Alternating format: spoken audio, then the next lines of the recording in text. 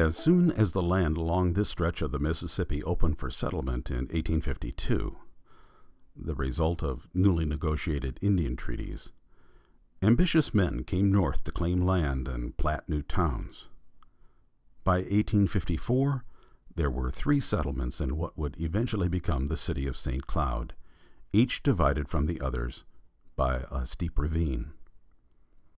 If you stepped off a steamboat in 1855, unsure of which village it was, the sound of the voices might be your first clue. This was the site of Uppertown, and the speech you might have heard would have had a southern lilt to it.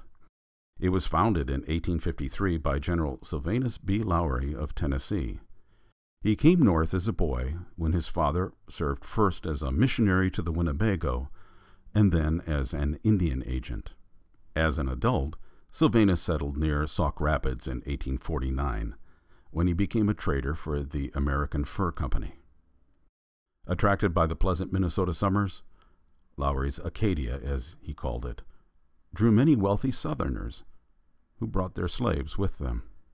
At first, it was the most successful settlement, with easy access to the river. Warehouses and stores lined the shore, and in 1858 a government office moved here from Sauk Rapids. In Middletown, the first village to be established, the language might have been German.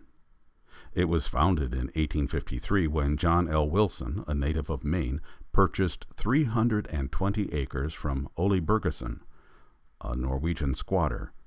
Situated between the 2 ravines that originally connected Lake George to the Mississippi River, Wilson caught the attention of John Tenford, who was trying to find a new home for a German colony from Indiana. Wilson offered generous terms, and soon Middletown became a magnet for German Catholics, drawn to the area by the writings of Father Francis Pierce. Lowertown, also known as St. Cloud City, was located below the southern ravine, around the present St. Cloud State Campus. It was established by George Fuller Brott, a real estate developer from New York. Brott was a practical businessman and attracted many investors, including C.T. Stearns, for whom the county is named. Advertised in the East, this area drew many settlers from New England and the Middle Atlantic states. In March 1856, 2 years before Minnesota became a state, the 3 villages were incorporated into one town and named St. Cloud. When the Civil War began in 1861, many of those with Southern ties left Uppertown, although Lowry lived here until his death in 1865. Brott, a businessman, had his land claim tied up in court for years and eventually moved away. Wilson's Middletown became the commercial center of the new village. This park is on land donated to the city in 1910 by Lieutenant Governor Charles Gilman, whose home graced the bluff for many years. Gilman stipulated that the park be named after his wife, Hester. The landscaping of the ravine, with its stone bridge and steps, was completed in the 1930s by crews from the Works Progress Administration.